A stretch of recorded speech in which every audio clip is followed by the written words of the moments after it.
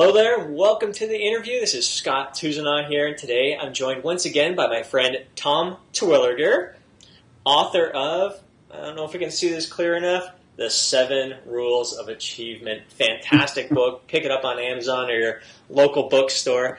Incredible book. And today we are going to be talking about procrastination, specifically gearing this topic to, this interview to, the person who has a goal in mind, but they haven't been able to take that first step, or they're just putting it off till tomorrow, till Monday, or till sometime in the future. So Tom is going to provide us with a few strategies to kind of give us a kick in the butt and build up some momentum to go after and achieve the goals that we really desire and wish to achieve, and that we know will have a dramatic impact on our life. So Tom, thank you once again for joining me today and sharing some of your wisdom and experience with us. Scott, number one, it's always a pleasure. I really enjoy our conversations even before the interview, so thank you. And I want to let a lot of your listeners as well know that I've personally been inspired by you over these last few weeks or so as you're going through your transformation and just kind of seeing some of the photographs. And I said, you know what? I said, I've done it in the past, but if Scott can do it now, I can do it too. So I'm all myself, man. I'm kind of following your program and doing my cardio, getting in really good shape for spring and summer. And I think that's a motivation for a lot of us, is to be in good shape for the summer. The winter, of course, we put a little bit of extra body fat on, and that's okay. As long as we get it off, man. As long as we keep taking it off every year. So thank you for the inspiration. On this particular subject, though, procrastination, I think if it'd be all right, can we do this tomorrow or maybe next week? Just put it off for a little. It'll be all right? Yeah, we'll come back tomorrow. We'll get to it eventually. Or Monday.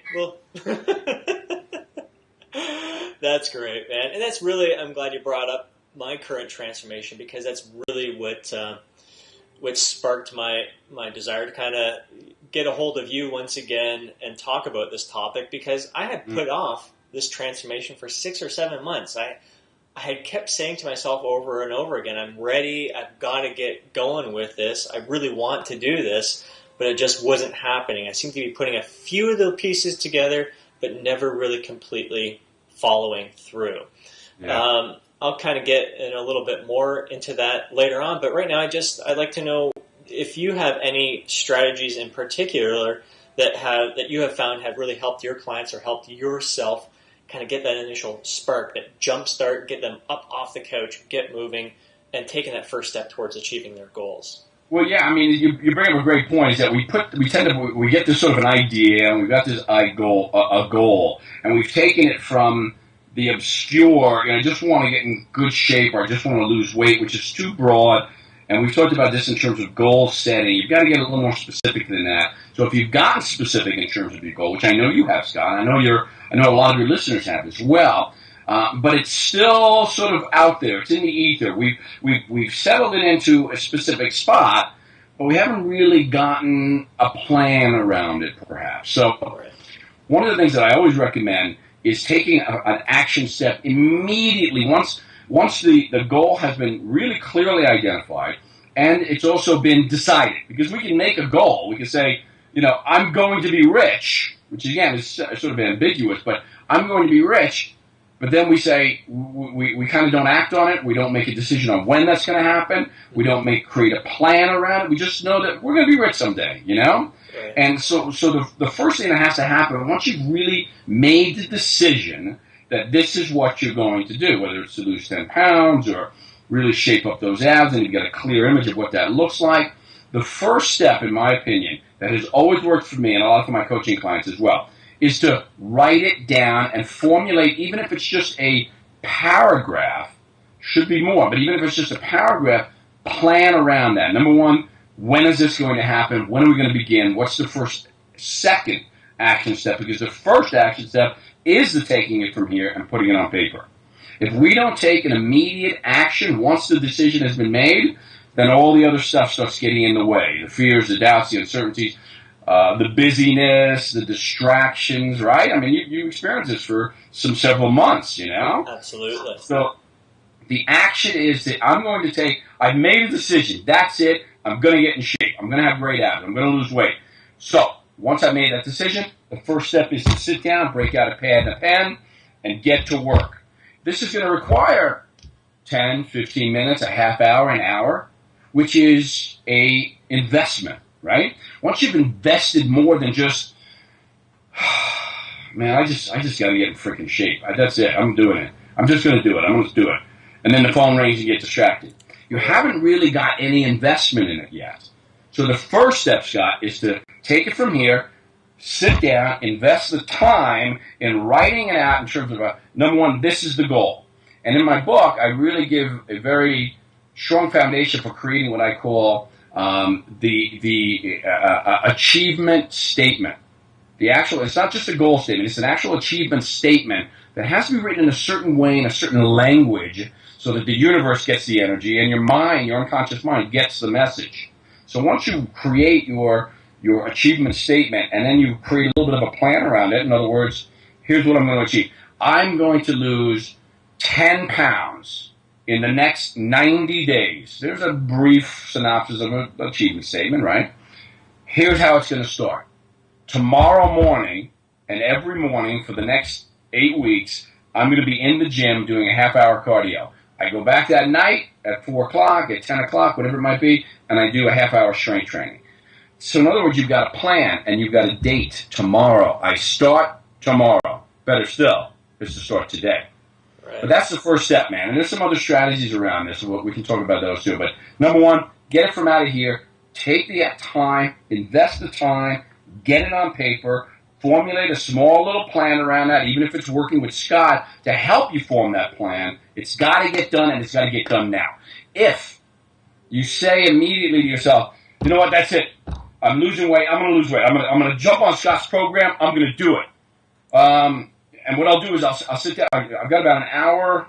Oh, I got some work to do, and then I'll write it out. I'll make sure I get it down as a plan. No. If you don't do it right then and there, what are you doing? You're immediately exercising the procrastination muscle. You've made a decision, and instead of taking the time right then and there, you start procrastinating immediately, and that becomes the stronger of the two muscles opposing the decision muscle. So that's really critical, man. That's right. A big component. Now, I mean, you and I both realize the importance of health and how, I mean, it's a major priority in our life because we realize how it impacts all areas of our life. Is there a way to kind of guide people or help them realize just how much of a priority it is? Because it blows my mind how someone could put off going to the gym and working out for little things. Well, I got to go to the grocery store right now, or I got to go do this little thing, or I've got to call my grandmother, whatever. They think of everything and anything to kind of stop them from going when they don't. When they should be realizing that your health is the number one priority. Do that first, and then you can move on to everything else. You know, that's a great. I mean, you brought that in perfectly because that's exactly what we do. That's what almost everyone does that. And by the way, it's not just with fitness. But we know that fitness should be in the top, at the very least, the top 5 in terms of your values list.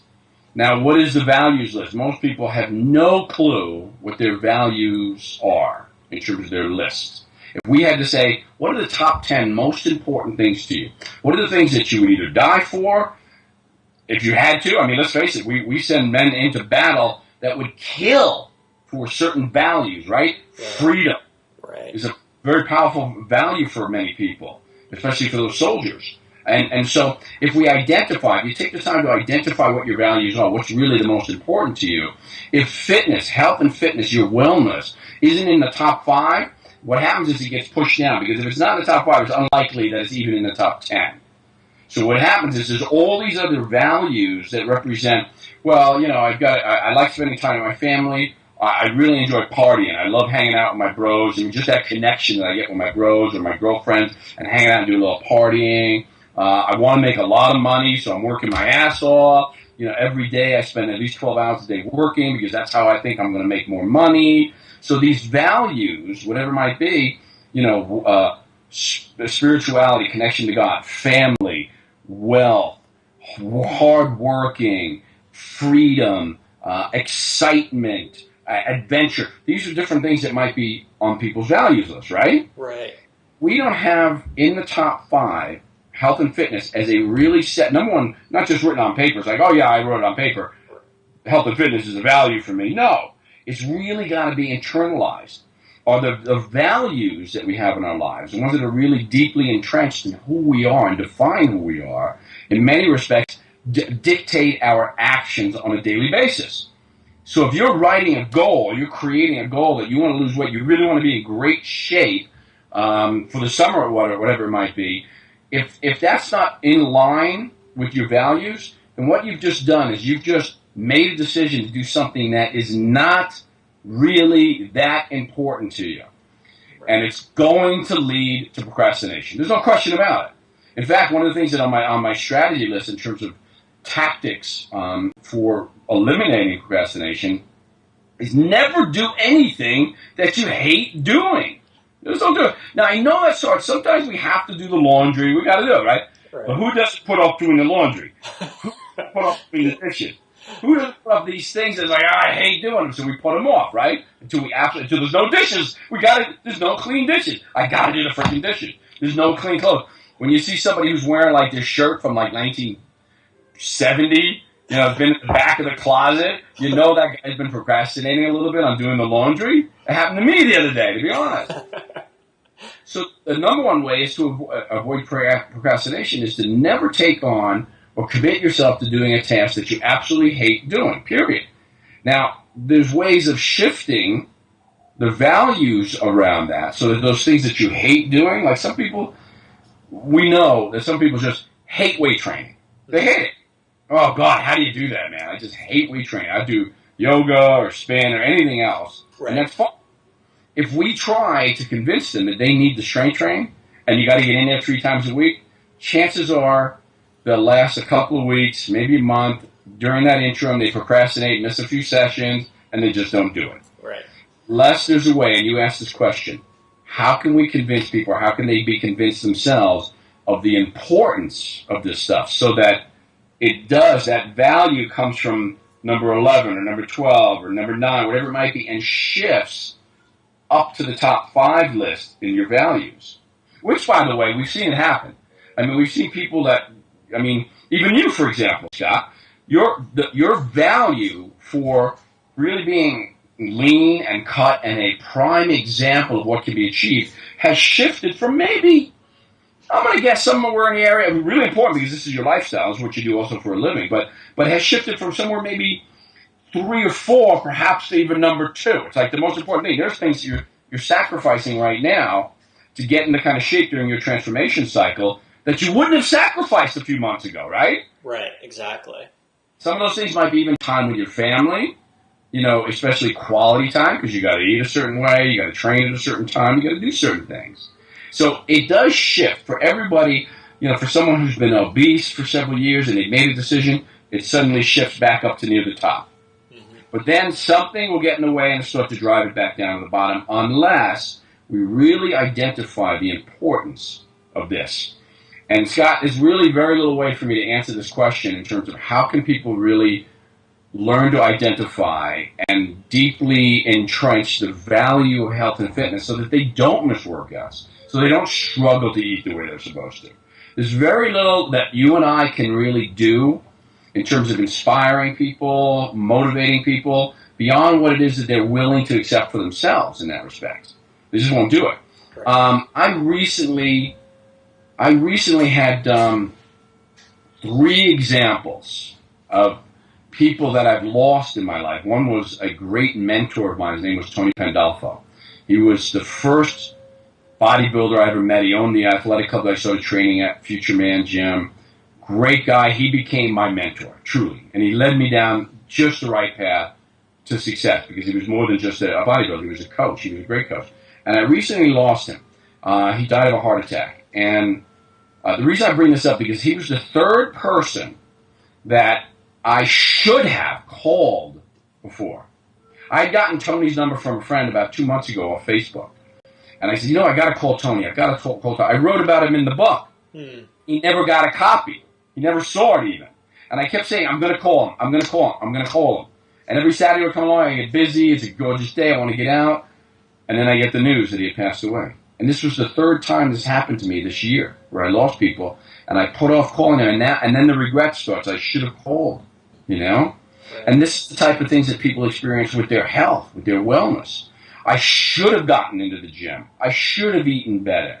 Now I got to deal with the heart attack. Now I got to deal with high blood pressure. Now I got to get on medication for whatever it might be.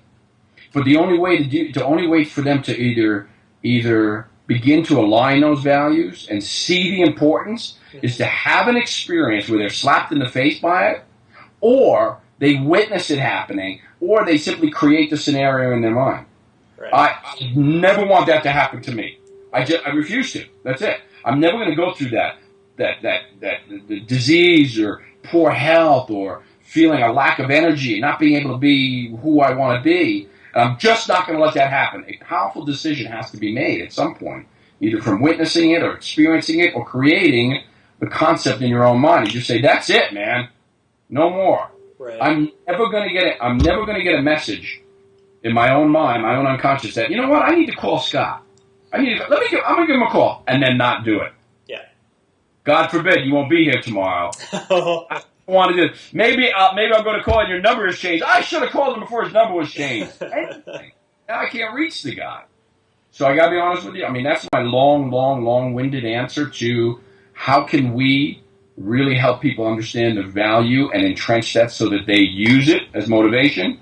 All we can do is hope to inspire, set an example, show them that it can be done. If we can do it, they can do it, you know. But other than that, they have to recognize that value and shift it up into the top 5 for themselves. Outside that, I would say it's a very good exercise for everyone. And I've done this several times because values do shift over the years. It's a great exercise for every single person to sort of sit down, take a few minutes, and decide what is really important to me. Now, if you have a coach working with you on this, they can help you align specifically what's the most important, what's second, what's third, what's fourth. Is this more important than this? You said freedom, or you said wealth, and then you also said adventure. Is wealth more important than adventure? Yeah, now that I think about it, yes. So that shifts a little bit. Well, no wonder you don't want to put the extra time into building a successful business. Right. You'd rather be out having some adventure, you know? Right. So answer a lot of our own questions in terms of why aren't I prioritizing this? Why isn't it more important to me? Why aren't I taking the congruent actions towards what I think I want? Just by clarifying what your values are in that top 10 list can be really powerful, man. Right. One thing that has really worked well for me is not only having health and fitness as a top 3 priority, but attaching, or a top 3 value of mine, but attaching health and fitness to the other values that are in my top 5. So attaching fitness to my freedom, because the better health I'm in, the better shape I'm in, I get to enjoy more out of life. I get to do various activities. The more in shape I am, the more energy I have to play with my kids. So there's family, there's love, there's relationship that all comes in from improving my fitness. And obviously because I'm in the fitness business, the better shape I'm in, the more better my business can improve as well. So I really like to attach my health and fitness to my other top core values as well. Well, you really hit it on the nose there, and that's one of the things you do in coaching in terms of helping people shift those values, making them more important, and shifting some up that are way down at the bottom up to the top, is doing exactly that, connecting the dots. And when you connect those dots, what happens is you create a new neural pathway. You actually create a new synopsis that connects from, wow, yeah, I really love adventure, man, getting out there and mountain biking and skiing and snowboarding, whatever it might be for you. And realizing that your health and fitness is critical to that, like you did. It's critical to the quality of the time you spend with your family, the amount of energy and stamina you have to put into your business to serve others. When you really connect those dots in terms of the values, huge. And that's why it's another really great exercise to get what those values are for you. Write them down, align them, see which ones don't match, which ones are in conflict with each other, and how you can start to say, you know what, I love adventure, but health and fitness is way down here. How long can I really do this adventure stuff or have fun on my mountain bike if I'm not in great shape? How much time can I give my family if all I want to do is sleep, 12 hours a day? So that's a really great one. I'm so glad you brought that up. That's critical. Now, during this past 31 days that I've actually been very driven, procrastination is a long gone thing for me. I've been super laser focused. I've been thinking about you and your books and several different segments of the rules of achievement. And I've been doing a lot of self-reflecting on why I was procrastinating, because I did keep telling myself, I'm ready, I feel ready, I'm going to do it, and it just wasn't happening. But when I did decide, finally make that decision and that commitment that this really is the time that I'm ready, it's like the switch flipped, and although it's hard work that I'm putting in, it seems effortless, like I'm really, really honestly ready. And I look back at the past 6 or 7 months, and I kind of feel like, although I said I was ready, maybe it wasn't the right time for me. Mm-hmm. And one of the things that I was thinking about in your book is just I didn't have all the necessary tools for myself. I didn't have everything in place that I quite needed to get there. But then once I had it all, it's like all of a sudden, oh my God, it's the time. So I'd love to get your thoughts a little bit on, are there times when we kind of force ourselves into being ready, or there are times when we should just kind of sit back and say, all right, I know I want to achieve this goal. Is it the right time in my life? Should we procrastinate a little bit sometimes? Or, I don't know. I'm just trying to figure out why all of a sudden I was ready to instantly flip the switch. Right. I think I do. Number one, one of the reasons I love our interviews is because they're not necessarily just interviews; they're conversations, and you bring out as much and remind me of stuff that's like, oh yeah, absolutely, that's a key point right there. And I would have to say, and I believe I'm agreeing with you on this, that there are times when it's not the right time, when it's just not. If you try and force something, if you can only take on so much. There are some people in this world that just want to take on and fill every single second of every single day, and that's okay. Some of those are great achievers. Some of them wind up burning out very young. So you got to decide when is the right time to take on a task like this.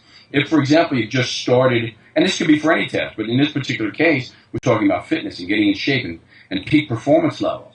If, for example, you've just taken on a new job and there's a tremendous amount of responsibility around that, or you've just had a child, for example, or your wife is ill, or your husband's ill, and you need to give a 20% more or 50% more of your energy and your time to those things, this might not be a good time to go into the gym with the goal in mind that that's it, you're going to transform yourself.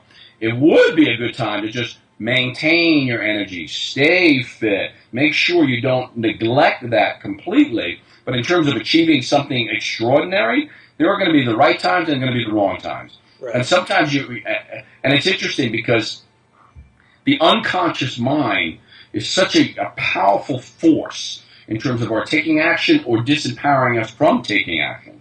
You've got to learn to differentiate the difference between the voice that wants to stop us from achieving something because it means growth, and growth may mean change, and change means disrupting the norm, the comfort level, and your unconscious mind doesn't necessarily want that. And then the other side of the unconscious mind that's really telling you, you know what? This isn't healthy for you right now. This isn't safe for you right now. You don't want to drive down this 2-lane highway at 70 miles an hour in the pouring rain. This isn't safe. There's a part of our brain that says, don't do that. Right. We got to understand the difference between that and the thing that's trying to stop us, the unconscious part of our mind that's trying to stop us from achieving something that represents real change in our lives. So you got to know the difference between that, and you can recognize it by just simply looking at your schedule. And if you're not managing time right, that can change as well. Right. Right. What, man? That's a lot of great points. Just going right back to the beginning, like I want to emphasize the point that I didn't procrastinate working out or getting in shape. Right. I took a step. I took that first step, and I enhanced my workouts. I just wasn't ready to take it to the level, the goal that I had, that I knew I wanted to achieve in my head. But it's still very important to take that first step and get something. Absolutely. And I wanted to go back to something else you said, which was, somewhere either consciously or unconsciously you may have understood or recognized that you didn't have all the resources you needed, all the resources in place that you needed to be able to achieve this goal. Right. So it may create even, again, a lot of this stuff, folks, isn't on the conscious thought level. It's on an unconscious thought level, and it's that unconscious thought level that really dictates most of our actions and behaviors than the conscious stuff does. So unconsciously, you know you don't have the resources in place, and then it's likely you won't be as successful, or you're going to run into a lot more resistance as a result. It may not be the right time to do it. Instead, you get those resources, you start to identify what they are, and we talk about this in the book. What resources do I have? What resources do I need? And when you identify what resources you're going to need, if you don't have them, before you really start moving towards that goal, you need to start getting those in place or recognizing where you'll be able to access those once the need is required. Because you're going to move along the way, and all of a sudden you're going to run into something you need that's maybe a little challenging, or you need to tap into a resource. If you don't know where to go, it stops you in your tracks. So unconsciously we recognize that it may increase, because there's always fear and a little doubt and a little uncertainty around taking on any new task, particularly a physical challenge of this nature. There's always this little doubt, I don't know if I'm really going to be up for it, I don't know if I can do that. And nobody wants to take on a task that they think, even on an unconscious level, they might fail. Period. Nobody wants to do that. And that not having resources in place, or it's not the right timing, or there's just too many distractions right now, increases the fear, the doubt, and the uncertainty. And you don't want to move into a new task like this, a new goal, with overwhelming fear, doubt, and uncertainty about your ability to achieve it. Right. So that's a really important point. Of course, we don't want to get in the habit of always allowing that little bit of fear, doubt, and uncertainty to stop us from taking action either. In fact, the habit to get into is to take action anyway. But if it's overwhelming, then you've got to evaluate, why is this fear? Why is this doubt? Why is this uncertainty? Why is this inability to take action overwhelming you right now? And you can evaluate that. But it's critical to have those resources, man. Right. Man, I am loving this conversation, buddy. This is fantastic. Once again, the book we're referencing is The 7 Rules of Achievement. I highly recommend it. Tom, next time we get on an interview together, I'd love to kind of talk about, like, once we get the momentum going, once we get our butt moving, how we can keep that momentum, keep ourselves focused, and to really stay on target towards achieving our goal. And I know it's amazing. Out of your entire book, there's one thing, there's one page, one graph image that has just had an amazing impact on me. And maybe it was just a visual that's been displayed different than any other thing, but it's your achievement timeline. I don't know if people are going to be able to see that, but the achievement timeline, for some reason, once I saw that visual and the way you chart it out there and break it down into increments, it hit home with me, and it really resonated very well. So that is one thing that has kept me focused and on track with achieving my goals, is using an achievement timeline. So I tell you, that is, we talked about earlier. We talked about getting it, taking it immediately from the decision point to the action point. At least writing it down on paper, creating a little bit of an action plan. That certainly takes it to a whole nother level, and it's something that some people will do, some won't.